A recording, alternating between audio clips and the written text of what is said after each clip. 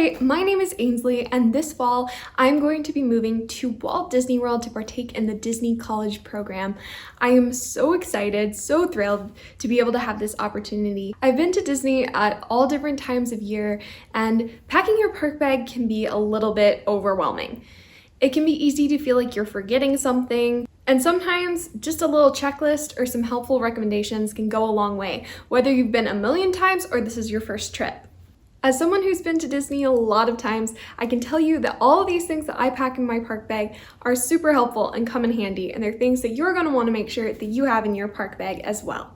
I'll provide links in the description to the products that I mentioned that I really love. This video is in no way sponsored. I am not receiving anything from sharing these recommendations with you. I just know that these are tried and true products that I have really enjoyed using, and I hope that maybe they'd be of use to you as well. So I wanted to start with the park bag itself. I have been using this park bag since last summer. I think I have always used something similar to this. I like a crossbody sling, something athletic with enough padding that it's not uncomfortable. I usually wear athletic clothing to the parks in the summer. I don't wear stuff like what I'm wearing right now. Cotton t-shirts can feel really hot in the summer.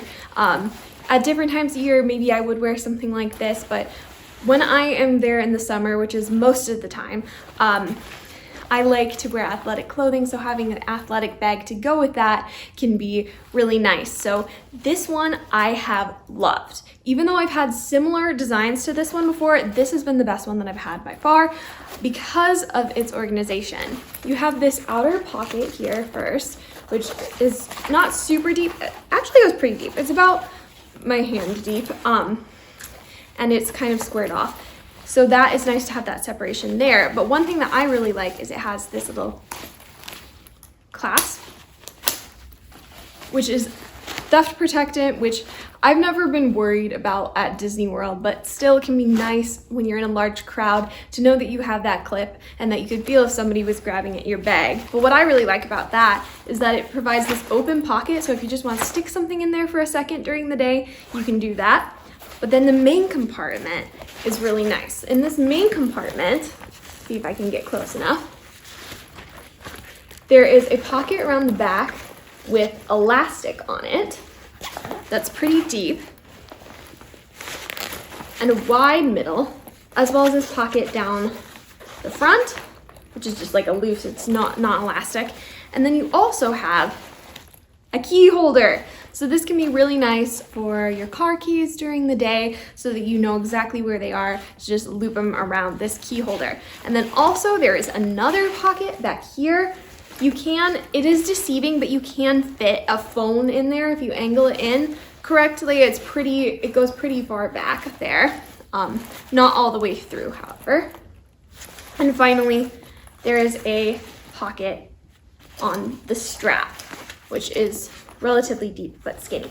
So the organization on this bag is amazing. That has made it by far my favorite. There are places to tuck things away, but it's still compact, it's still lightweight, and like I said, there's a lot of padding across and on the back as well. There's also two water bottle holders. They can fit plastic water bottles really well. I've put all sorts of bottles in there before, including the Dasani ones that Disney sells in the park. Those fit in there just fine. So I really do love this bag. It's by G4Free. I got it on Amazon. I think it was under $20 when I got it. So very affordable, very nice. It also has this loop around the top, and you can switch which side you would like the strap to go across. So this park bag has not failed me. I would highly recommend it if you're looking for something kind of athletic. I got it in this gray color, but there were lots of color options. I just like that it's neutral and it goes with all of my summery bright colored clothes. I would highly recommend something lightweight, something crossbody if you don't want to get into like a full backpack.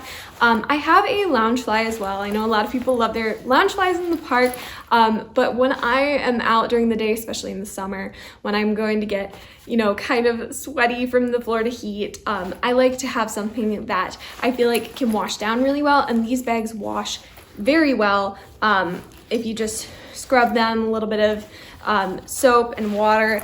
They come super clean, which is also nice because when you're at Disney, you're setting your bag down everywhere. You're setting it on concrete, you're setting it on ride floors, the floors of the vehicles. You're setting it everywhere. So just feeling like you have something that you can wash down when you get back that isn't going to be damaged by that is something really great about an affordable athletic bag such as this. So moving on to what I actually put in my bag, the purpose of this video. First up, poncho. Now, I know that a single-use plastic poncho is not fantastic for our environment. I know, but hear me out here. When you're there in the summertime, you never know when rain is going to hit. And that's not just true for summer. Florida can be volatile. So having a single-use poncho in your bag at all times is something that you will want to have. If you're not an umbrella person like me, I find that umbrellas in Florida are not incredibly helpful because the rain comes from everywhere and the wind and it's a whole ordeal. So I would stick to a poncho personally, though once I've moved down there, I definitely will purchase a nice rain jacket so that I'm not going through single-use plastic like that. But what I like about these particular ponchos is that they have drawstring elastic on them. So you can tighten the drawstrings around your hood and around your wrists to try and keep out some of that water. Having a poncho with you for whenever that weather strikes will be very much appreciated. So that is a must for me in my bag. Now, I do try to reuse these sometimes, and I do not use them on a daily basis during the summer, but when you're on vacation, having one of these in your bag can be a lifesaver. And speaking about lifesavers for the weather, we have a fan. It can get very hot in Florida, and I have tried various different fans, and I've not really found one until this one that actually does the trick for me. So this is so compact. I got it on Amazon. I'll have to find the link, but it has a wrist strap, which can be helpful. And it folds down to be like this. So there's also a flashlight on it, and it can double as a power bank because it is rechargeable. So that is a factor that you have to think about with this fan, because you do have to charge it when the battery is low. But I found that the battery lasts for a very long time, and I just charge it kind of as a precaution to make sure that it has enough battery life left in it before I take it out for the day. I probably charge it maybe every other night on vacation, not very often, and it doesn't take very long to get to full charge. So like I said, there is a power bank on here as well, but I will get to the power bank that I use in a bit. But in emergency situations, I figured that would be good. I've never actually used the power bank, but it would just be drawing the power from the fan. So if you really needed power for your phone. Now it folds open like this. You also can continue folding it if you want to set it flat on a surface somewhere. This isn't very flat, but if you set it down on a tabletop, you can use the fan like that as well. But it has a power button right here. It has two power modes, level 1, and level 2, which is actually pretty powerful, as you can see. You feel it more when you're in the heat, but it has these nice foldable blades, and you can fold it all in really easily. So it fits in your bag so nice and compact, and I would highly recommend. It is very, very effective in the heat. So as I mentioned, power banks.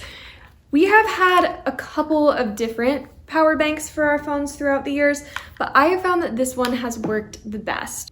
It came in this nice little bag, this mesh bag that you can put in your bag. And obviously you will need a cord to charge it with and a cord to charge your phone with, but it is very effective, very quick charge. I would say it's quicker than charging your phone with a conventional cord. It has two out cables here, so you can charge two things at once, though that would probably slow your charging time.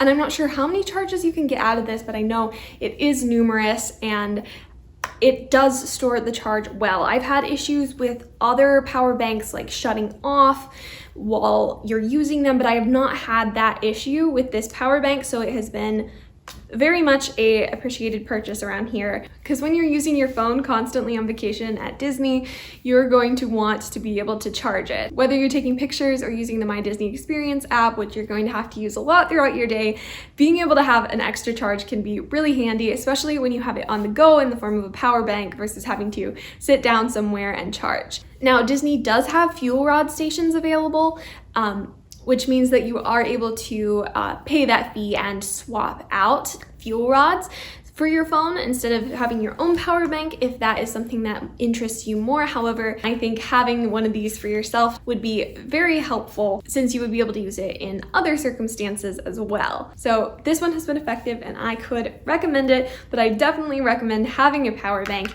in your bag at all times because you never know when you might be running out of charge, especially if you have a somewhat older phone. I have an iPhone 11, which doesn't feel old, but it's catching up with me, I guess. So making sure that you have a power bank or some way to charge when you're on the go, when you're in the parks having fun, is definitely a must. Speaking about must-haves, sunblock. You're not gonna wanna go without sunblock, no matter the time of year.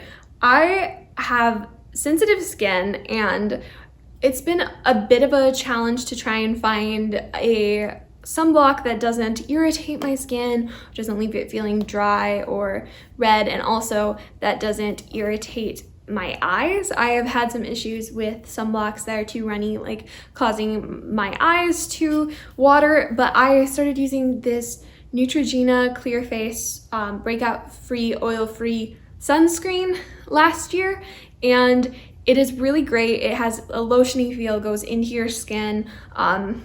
I did not burn while I was wearing this on my face, and it did not irritate me in any way. So I did really enjoy using this sunscreen last year, and I could recommend it to others. Same with this Banana Boat Sensitive Mineral Enriched Hypoallergenic Spray. This one I use on my arms and legs because this is a lot easier to apply, especially when you're on the go, or you're trying to get out of your hotel in the morning, get to the parks, whatever it may be. This is very easy to apply and has not caused me any breakouts either. So together, this is like a great sensitive skin duo for sure. Next up, stuff like tissues and Blistex. I usually use this Blistex medicated lip balm when I'm in the parks because it has SPF 15 in it. And I know that some people don't necessarily like Blistexes like this. I've gotten some like, ugh. But having the SPF in it, having that protection from sunburn on your lips can be worth it because I've never had the pain of sunburnt lips, so don't judge me so fast. This stuff does work in the summer really well. On a similar note, you're going to want a pair of sunglasses because the summer sun is very bright. So trust me, you're going to need them. I got this pair of sunglasses on Amazon.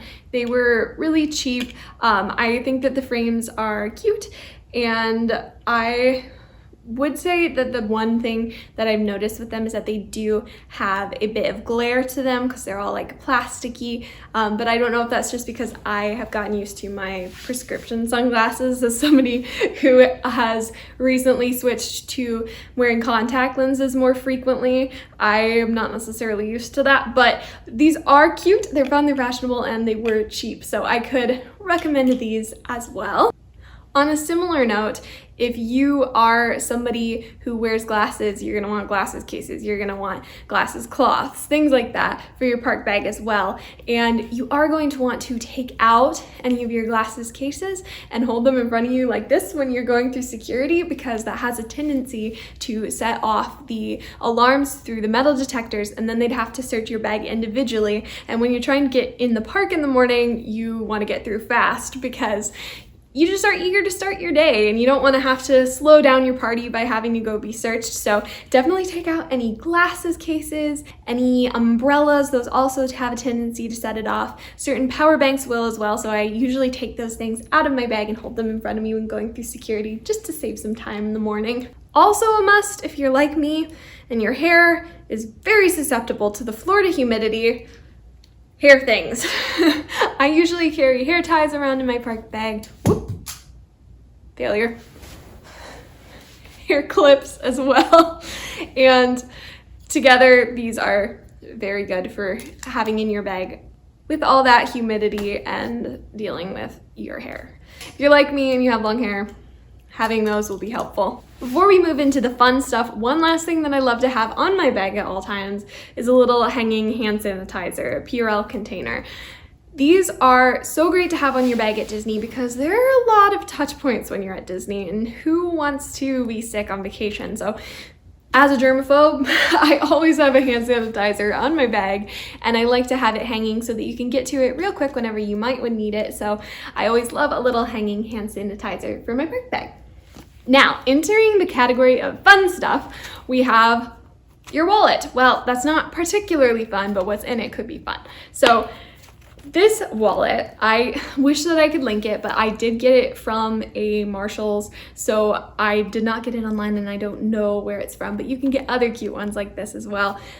I have my Disney gift cards in here, so if you have any Disney gift cards, I would recommend having them in a separate wallet or keeping them somehow separately from your essentials like your ID, your credit card, things like that, because chances are you are going to be accessing things like gift cards more often than you are going to be accessing your essentials, especially if you are using your Magic Band. Now, sometimes when we're on vacation, we'll use gift cards to pay for things like food as well, not just merchandise. So having them separate and more accessible can be handy when you're on vacation, particularly if you are taking Disney transportation. You're not going to be using your ID too often unless you're purchasing alcoholic beverages, and you're not going to be using your credit card very often if you're staying at a Disney resort, because you will be able to use your Magic Band if you have enabled it for charging. So chances are what you will be reaching into your wallet for the most are gift cards, so that's why I usually like to keep them separate so that I don't have to worry about losing any of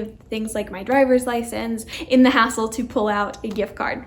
So as I mentioned, Magic Band is another essential for me when it comes to my day in the park. While it's not necessarily a park bag item because it is on my wrist at all times, I absolutely have to have my Magic Band throughout the day. Like I said, you can charge things on it if you've enabled charging. It is also your room key if you're staying at a Disney resort. All these things are if you're staying at a Disney resort. But whether you're staying at a Disney resort or not, your Magic Band acts as your ticket to the park, so you can enter with your Magic Band, enter lightning lanes and such with your Magic Band as well. So it is something that I absolutely have to have on me at all times. Now, also on my list is my phone, but I am currently filming on my phone, so that would be in my park bag for sure. Finally, one very fun thing, and this is completely optional, but pins for trading.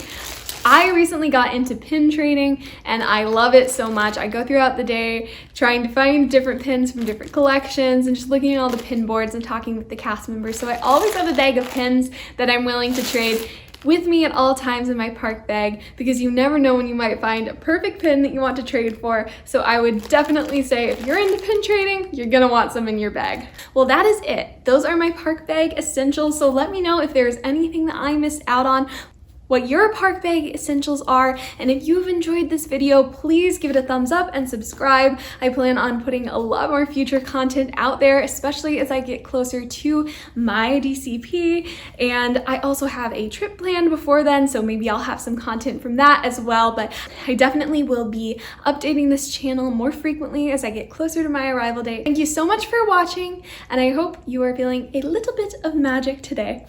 Bye!